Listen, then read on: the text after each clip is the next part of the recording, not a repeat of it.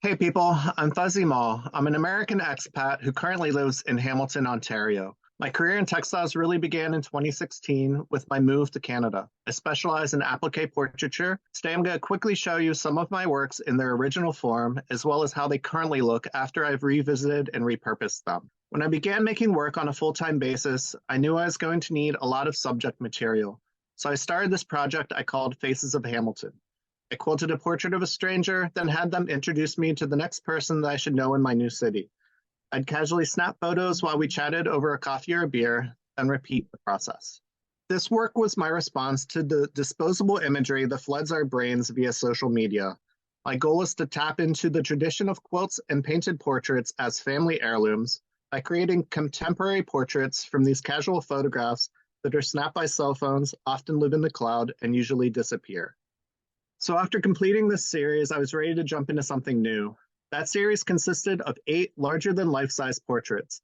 I wanted to explore working on the entire body rather than just heads, shoulders, and occasional hand. I was also feeling very stifled by the square rectangular format of Faces of Hamilton. So it was very obvious what I had to do. I needed to just focus on the figure and get rid of the background altogether. This was going to lead to many new challenges, including construction, scale, hanging, and archiving. But the first thing that I was going to have to deal with was form. Throughout this entire project, I had to continuously look for interesting silhouettes. As an American living in Canada, I'd been feeling helpless watching each news cycle. I know the stories of school shootings, corporate greed, and decaying environment weren't going to stop anytime soon, and as a result, I could only focus on localized and momentary happiness. This series portrays people doing simple things that bring them bliss. More than ever, I need to see people enjoying life's small moments. I feel that breaking free from the traditional rectangle format was the most important factor in the success of this series. By setting the figures free of the background and enlarging the scale, the work becomes more sculptural. The experience of the viewer becomes more intimate, almost voyeuristic. The figure invites the viewer to enter and share this personal moment. While I was making my Faces of Hamilton series, I had fully intended to repurpose it at some point. So after I showed it consistently for almost 2 years, the day of reckoning came, which gave birth to my Kill Your Darlings series. The title is a reference to William Faulkner quote, with his advice to young writers about not being too precious with their works. When I started the series, all I knew was that I wanted to keep the project from getting too muddied. So I had to keep it as uniform as possible.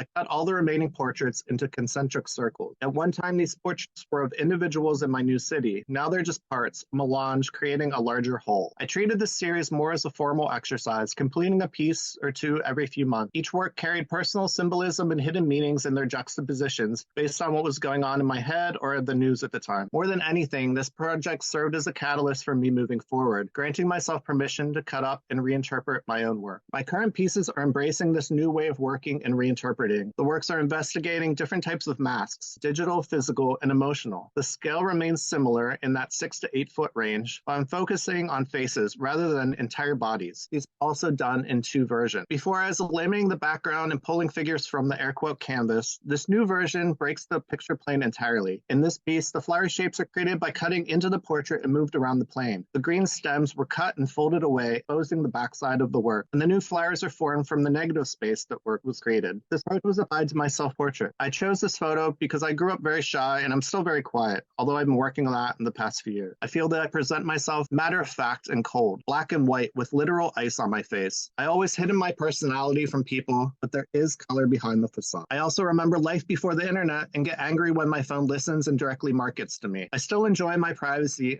but struggle with the necessary presence an emerging artist must have online. The bold lines of color and rotated cutouts are meant to mimic CV dazzle makeup, which activists use to elude facial recognition software. Last year, I reached out to my pal and fellow textile artist Janine Heschel to do her portrait. I always use my own source photos, but Janine lives in Vienna, Austria, so I asked her to email me a few selfies for this project. This is the first portrait that I did entirely utilizing reverse applique. This method allowed me to add more texture and detail to the larger. Here's the planning stage for the second version of this. Unfortunately, I've never seen an octopus wrapped around one of my friend's faces or snapped a quick pic of it, so I had to rely on a drawing. Once the final drawing was completed, started, I had to do a lot of cutting and pasting to make sure the legs loosely aligned to where I was going to need them. I chose Janine as my subject because animals are the subjects of her work. In this piece, I wanted to explore camouflage, and octopi do it best. Truthfully, I made this piece because I wanted to see if I could. Could I merge a new distinct second layer with depth and space while maintaining the structure of the original work? Could I render something that's trying to be invisible? These two portraits are of Adam Mosu and his drag persona, Miss Mosu. I wanted to portray a drag performer for years now and thought this masking series was my perfect opportunity. Rather than using a physical or emotional mask to hide behind,